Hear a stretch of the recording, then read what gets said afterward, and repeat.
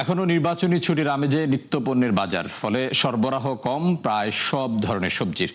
এছাড়া ক্রেতার সংখ্যাও তুলনামূলক কম, তবে দাম বেড়েছে প্রায় সব ধরনের সবজির। এদিকে গরম শুরু না হতেই লেবুর হালি ছাড়িয়েছে শতকের ঘর, জানিয়ে অস্বস্তিতে ক্রেতা বিক্রেতারা। মেজবা হাসানের রিপোর্ট।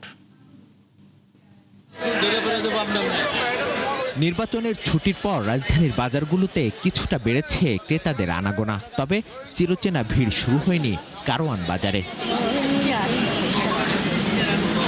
শীতকালীন সবজির সরবরাহ কমতে শুরু করেছে বেশ কিছুদিন ধরে, ফলে 50 টাকার নিচে মিলছে না কোনো তরি তরকারি। প্রতি পিস ফুলকপি 10 টাকা বেড়ে বিক্রি হচ্ছে 50 টাকায়। এক সপ্তাহ আগে 60 থেকে 70 টাকা বিক্রি হওয়া বেগুন এখন 80 টাকা কেজি।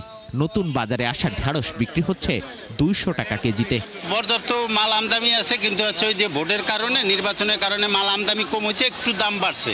তো আবার 2 দিন পরে আবার ঠিক হয়ে যাবে। রমজান মাসে তো মনে করেন আরো সামনে আরো দাম বাড়বে। দাম তো সব বেড়ে গেল, এখন কি করার, নিতে হবে। যতটা চাহিদা উঠছে তো অনেক বেশি, এভাবে সাধারণ মানুষ নিবে কেমনে?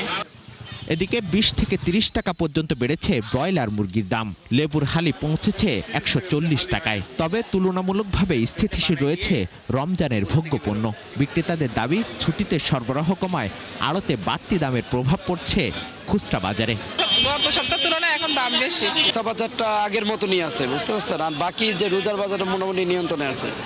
নির্বাচন আগে বেশি 180, 90, 100, অনেক বৃষ্টি।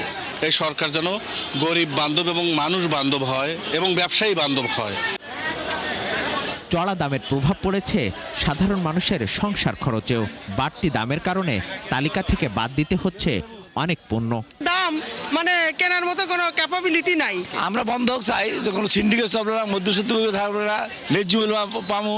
প্রত্যাশা তো থাকবে অবশ্যই সবকিছুর দাম কমা। রমজানে বাজার নিয়ন্ত্রণে রাখতে নতুন সরকারের কাছে বাড়তি প্রত্যাশা সাধারণ মানুষের। একটু মেজবা হাসান, 71, ঢাকা।